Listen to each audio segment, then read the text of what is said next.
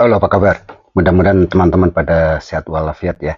Kali ini saya hendak berbagi mengenai bagaimana kita memutuskan untuk entering the trade ya, masuk ke dalam perdagangan. Maksudnya masuk dalam perdagangan kita entry, mulai buying, membeli dengan memanfaatkan indikator yang ada yang kita miliki.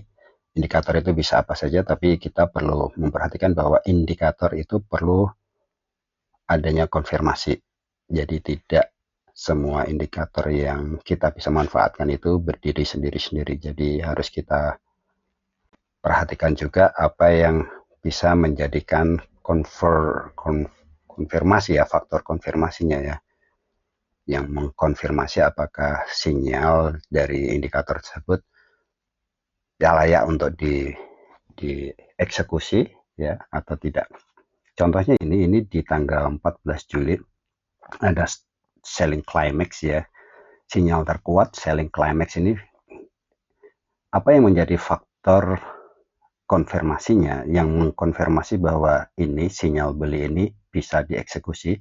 Kita lihat di sini volumenya 2 kali lipat lebih, mungkin 3 kali lipat ya, karena volume rata-rata di sini itu 118 ya, tapi dia volumenya itu kita lihat sebentar mencapai di atas 400 miliar juta volume, jadi sangat tinggi ya.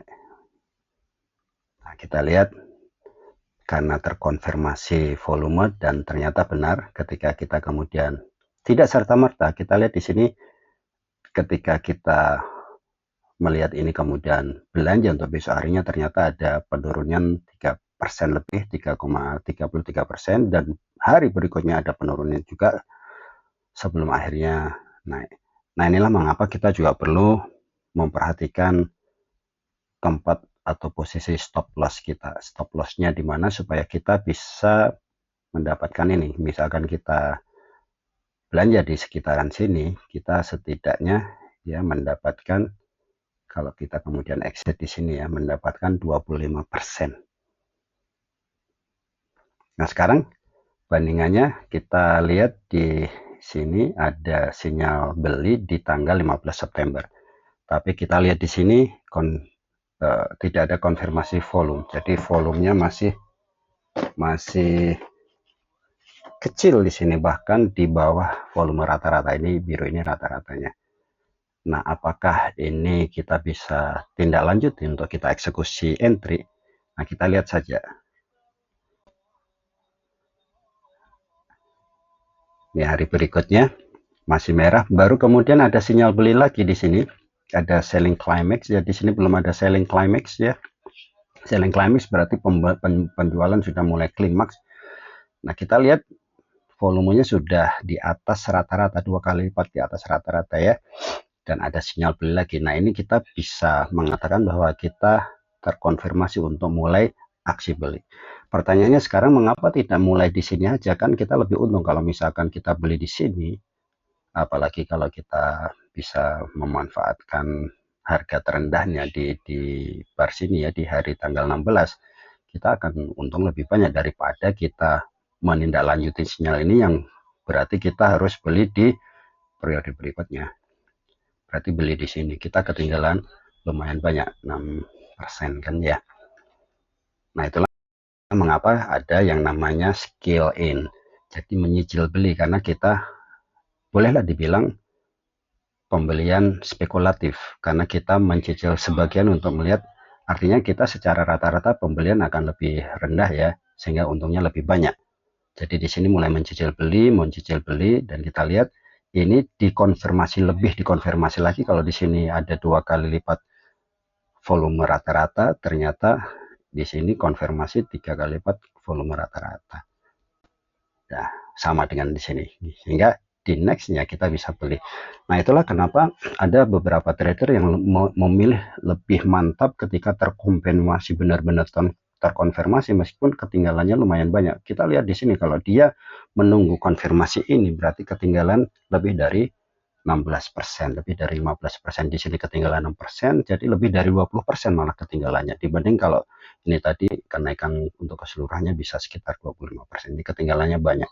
Itulah mengapa perlu diperhatikan juga ketika ada sinyal, kita bukan perlu ya, artinya kita bisa mempertimbangkan untuk lebih tepatnya ya, kalau perlu itu sepertinya harus gitu ya. Jadi kita bisa mempertimbangkan untuk mulai scale in, mencicil beli. Nah, kita lihat setelah terkonfirmasi ini bagaimana. Kita lihat saja perkembangannya. Luar biasa kan ya. Naik dan naik meskipun volumenya tidak sebanyak yang ini. Tapi dia terkonfirmasi naik terus. Dan itu bisa sangat lama naiknya.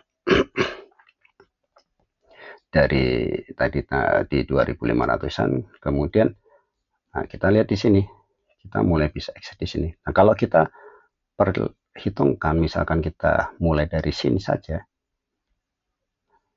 ini udah lebih dari, kita exit di sini ya, lebih dari 58%, hampir 60% keuntungannya.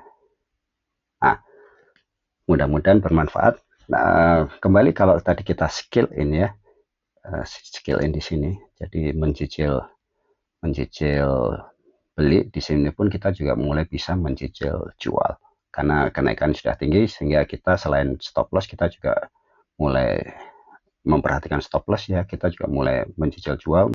Misal di sini ini kita bisa menggunakan trailing stop, di sini stop loss, atau otomatis saja kita jual sekian persennya, sehingga ketika mungkin kita letakkan stop loss di bawah sini, di sini kena stop. Oke, begitu saja, mudah-mudahan bermanfaat. Selamat beraktivitas.